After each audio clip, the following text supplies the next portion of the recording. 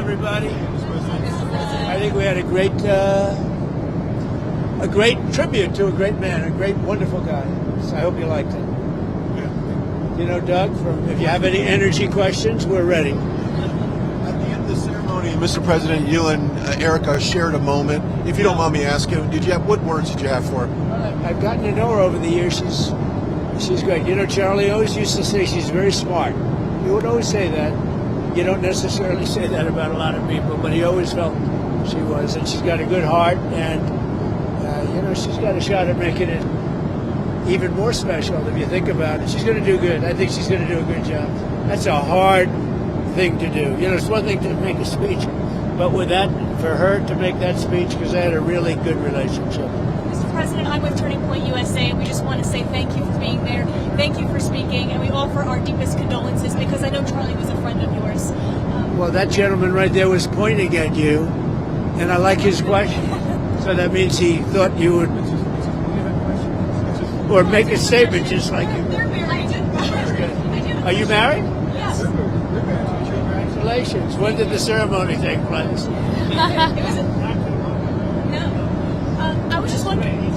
He is. He's the best. I was just wondering because there are a number of spots in and around the White House that are named after specific people. I was wondering if you would be considering naming something after Charlie to honor his life. Yeah, there are different little areas. Yeah, I like that idea. But we're giving him, I think, even more importantly, the Presidential Medal of Freedom, which is the highest civilian. It's, I guess they say, you know, if you think Congressional Medal of Honor is for military, and this is for the civilian. So that's a great tribute to him. Great guy. Any details around that upcoming event that you can share with us? Any further details about that event? I think the event was just a flawless event. It was beautiful. I thought the last song was incredible, the way it was as we were leaving. In fact, I think I said, who is singing that song? And I think what I'll do is I'll grab it and I'll use it at rallies. We have rallies to get people elected, and I'll use it at some of the rallies. Wasn't that beautiful? That was the best rendition I've ever heard. Mr. President, what can you and your staff do to make sure that over the next 3 years that you carry forth the vision and the faith of Charlie in a way that honors him? What can you guys do over the next 3 years? I think it's going to be automatic, actually. And I think Turning Point is going to be a very big factor. I mean, you see the people. Now, the press reported 200,000 because they're, you know, different areas, different stadiums and everything. There's a lot of people. That's an NFL stadium. I think it's going to be automatic. I really do. I think it's automatic. They're great people. He had a good staff, and they're great people. Mr. President, everyone... How did your husband do with that question? I thought quite good. Mr. President, everyone's saying that Charlie brought you and Elon back together. Is that true? Well, Elon came over and said hello. No, it's nothing to do with that. I thought it was nice. You know, he came over, we had a little conversation. We had a very good relationship, but it was nice that he came over. Dana White was there, the great Dana White. You know, the big question is having the UFC fight as the... I know you won't accept tickets because you're with the fake news. You're not allowed to accept tickets, but we're going to have a UFC fight right at the White House. And we're going to end up probably 6,000 people in front of the White House, and then on the ellipse we're going to have 80 or 90,000. It's going to be an unbelievable event, but a lot of people are talking about it. Question for you, an energy question. You've been calling... We have the right man. Go ahead. I got the experts. You've been calling on Europe to stop buying Russian oil. The U.S. has imported $755 million worth of Russian uranium and plutonium so far just this year. That's up from the Biden administration last year, about $100 million. Can you ask Europe to cut off purchasing those kinds of products? Doug, do you know anything about that? Well, yeah, absolutely, but this goes back not only drill baby drill, but we've got to mine baby mine. We allowed ourselves to fall under dependence of both China and Russia for critical minerals. America buying uranium from Russia is not acceptable, and so we're working very hard. Secretary of Energy Chris Wright, myself, to make sure that we've got a plan so that the United States can get back into domestic enriched uranium production as quickly as possible. Sir, on Venezuela, you said that, let me quote your tweet here. No boats in the water anymore. Yes, well, you said... Additional boats. You don't even find a fishing boat. You don't even find cruise liners anymore. There's nothing in the water near Venezuela. It's actually strange. You know what that means? That means there are no drugs coming in.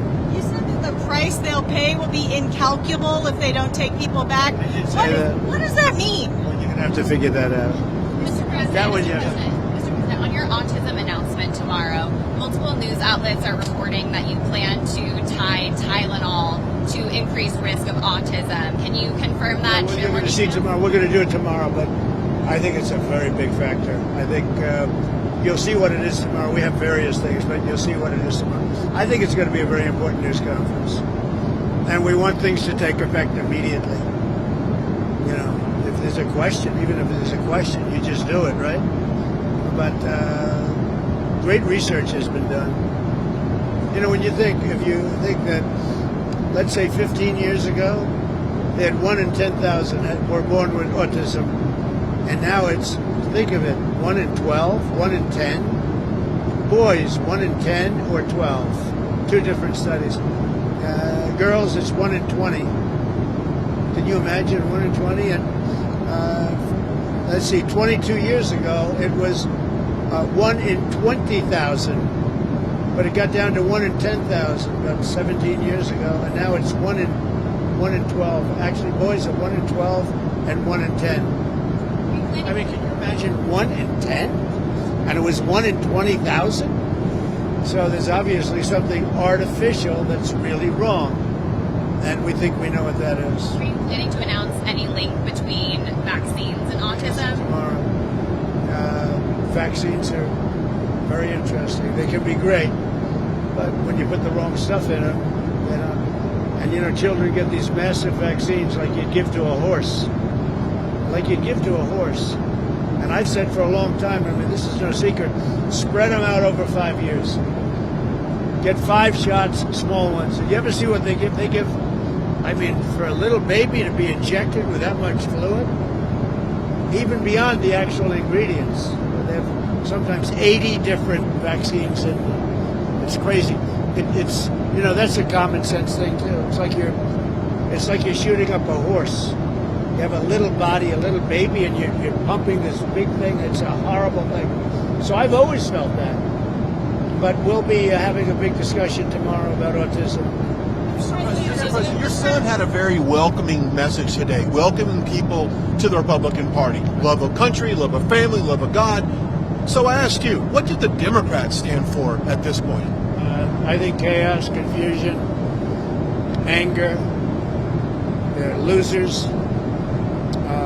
They don't even want to extend the opening. We have a very successful country. If we gave them everything they wanted, they're deranged. If we gave them everything they wanted, they wouldn't extend, in my opinion. You know, they say, oh, they want to meet with me. It's nonsense, but I'll meet with them. But no, they're angry, and they took a big loss, and they're doing worse now than they were during the election. So, you know, they're doing very badly. I don't think, actually, I think they stand for chaos. They stand for nothing.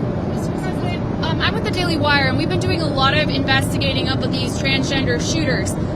We reported on Friday that the Kavanaugh attempted assassin actually identifies as transgender. We just wanted to get your reaction to that and see if you had heard.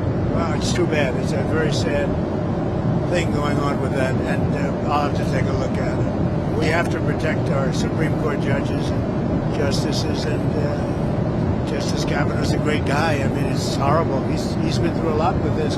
All of them have, in a way. They didn't give him the proper protection, and we are giving. You saw what, numerous bills, but we just passed another one. We have to protect the Supreme Court.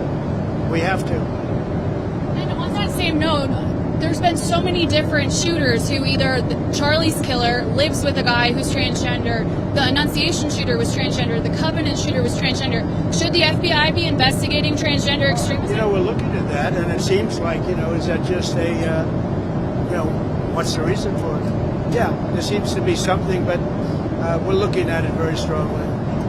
Something seems to be going on, but you can't make that statement yet. We're looking at it very closely. Mr. President, back in 2020, 2021, you were banned from Twitter, Facebook, basically every single platform on God's green earth, sir.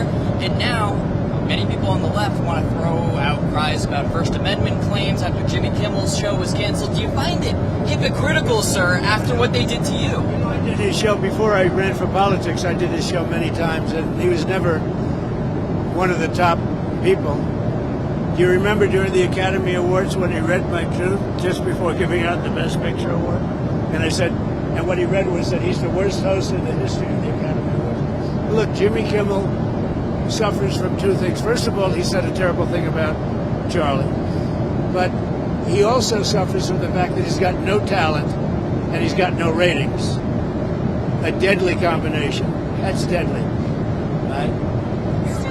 When's the National Guard going to be arriving in Memphis? You said they'd be coming Very soon. soon. Yeah, very soon. And we're going to straighten that up, just like we straightened out Washington. And we're not letting Washington go, by the way. We're not letting. If we didn't go there, Washington right now would be leading the nation in crime. I mean, D.C.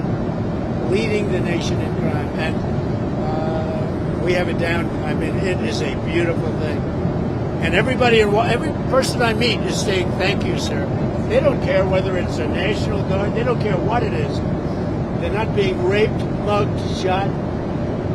Washington, D.C. is now a very safe city. And you know what? I drove through it yesterday. You probably saw. Everything was nice. The grass was... I thought I'd replace the grass. Much of it doesn't have to be replaced. It looks so beautiful. It was so well maintained. And that's by us. We're getting ready to go to the UN this week where there's going to be a major push for a two-state solution. Obviously, the U.S. and Israel have not signed on to that. Is there still a possibility in your mind that there could be a diplomatic solution to this conflict? So I'd like to see a diplomatic solution. There's a lot of anger and a lot of hatred, you know that. And there has been for a lot of years. This is not something new, but hopefully we'll get something done. We're studying Gaza and dealing with Gaza very strongly. That's a real mess. The investigation is still ongoing into Charlie Kirk's killer and whether he had ties to groups, but do you have a sense now of whether he... Look, it's boy, they've seen a lot for an investigation that's ongoing. I think they've done an incredible job. Have Even they found... the shells, so many different things. I mean, what's to say? Have you found direct links to... You mean about other people? And like, does that affect your decision about how to proceed in terms of pursuing these? I think, as far as I'm concerned, but they're going to do a final report. Whether other people involved is what you're asking. It would look to me like not. Now, he did have a friend, but I don't... The friend seemed to be a little bit surprised. Mr. President, in regards to Pam Bondi, who should she focus on as far as bringing accountability? Everybody, really. It's a big office. She's doing a good job. But focus on everybody. There are a lot of crooked people that were here before me. You had people that almost destroyed our country. If I didn't win this election, our country would be destroyed. We wouldn't have a country right now. Thank you very much. Thank you very much.